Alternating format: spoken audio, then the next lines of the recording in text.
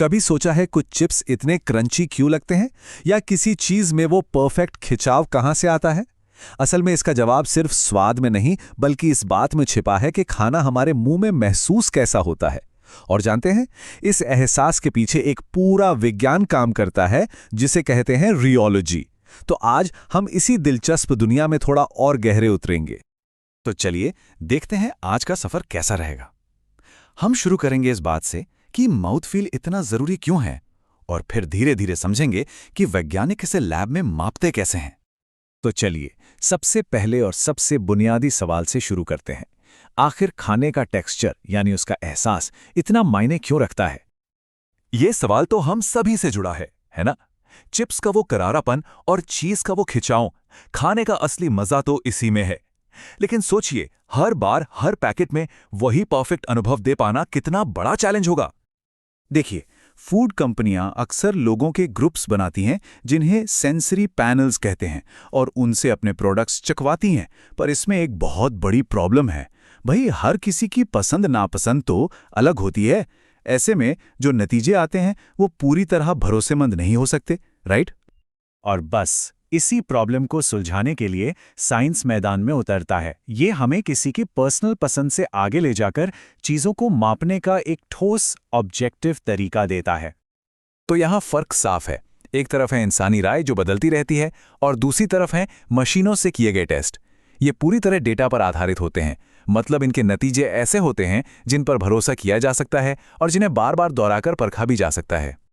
अच्छा, तो अब जब ये तय हो गया कि हमें मशीनों का इस्तेमाल करना है, तो इसमें भी वैज्ञानिक मुख्य रूप से दो अलग-अलग रास्ते अपनाते हैं।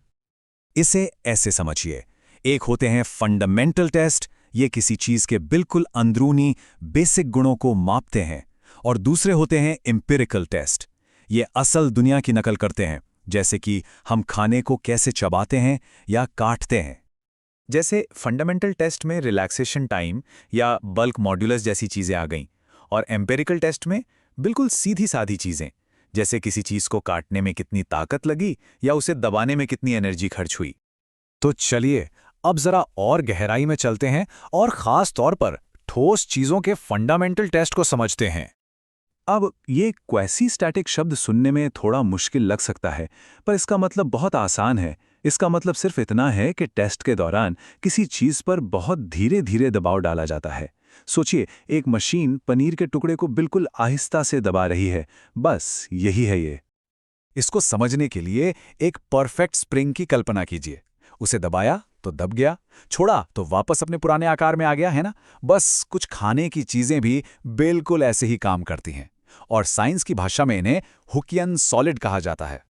तो सवाल ये है कि वैज्ञानिक इस पूरे व्यवहार को नंबर्स में कैसे मापते हैं? इसके लिए वो दो बहुत ज़रूरी कॉन्सेप्ट्स का इस्तेमाल करते हैं। पहला है स्ट्रेस। आसान भाषा में ये बताता है कि किसी चीज़ के एक खास हिस्से पर कितना फोर्स या बल लगाया जा रहा है, फोर्स डिवाइडेड बाय एरिया। और दूसरा है स्ट्रेन। यह हमें बताता है कि उस स्ट्रेस की वजह से उस चीज़ का आकार अपने ओरिजिनल साइज के मुकाबले कितना बदला। और इन दोनों यानी स्ट्रेस और स्ट्रेन के बीच का जो रिश्ता है, उसे ही मॉड्यूलस कहते हैं। ये एक नंबर है जो हमें बताता है कि कोई चीज़ कितनी सख्त है या वो अपना आकार बदलने का कितना विरोध करती है। और ये मॉड्यूलस भी 3 तरह के होते हैं। ये इस बात पर निर्भर करता है कि फोर्स लग कैसे रहा है। सोचिए, आपके पास एक स्पंज है। अगर आप उसे ऊपर से दबाते हैं तो वो है इलास्टिसिटी मॉड्यूलस। अगर आप उसे सतह पर रगड़ते हैं तो वो है शेयर मॉड्यूलस। और अगर आप उसे पानी में डालकर चारों तरफ से निचोड़ते हैं तो वो हो गया बल्क मॉड्यूलस। चलिए अब इस कहानी में एक और दिलचस्प मोड़ लाते हैं, समय का। अभी तक हम देख रहे थे कि बल लगाने पर क्या होता है। अब देखते हैं कि जब बल को कुछ देर तक बनाए रखा जाए तब क्या होता है।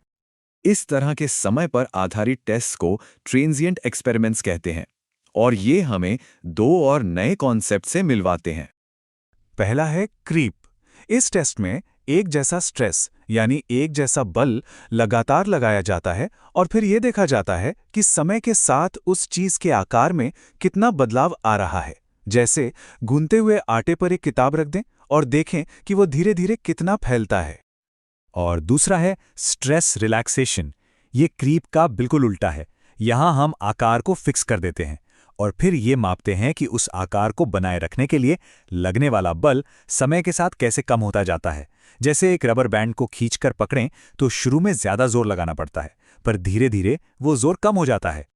तो संक्षेप में, क्रीप में हम स्ट्रेस को स्थिर रखते हैं और स्ट्रेन में बदलाव को मापते हैं, और रिलैक्सेशन में हम स्ट्रेन को स्थिर रखते हैं और स्ट्रेस में आए बदलाव को मापते हैं, एक दूसरे के बिल्कुल विपरीत। तो अगली बार जब कोई क्रंची या क्रीमी चीज खाएं तो याद रखिएगा कि उस एक एहसास के पीछे स्ट्रेस, स्ट्रेन और मॉड्यूलस का पूरा विज्ञान छिपा है। और यहीं पर एक दिलचस्प सवाल उठता है, अगर किसी को परफेक्ट टेक्सचर वाला खाना बनाना हो तो इन वैज्ञानिक सिद्धांतों में से सबसे पहले किस पर ध्यान देना चाहिए? सोचने वाली बात है।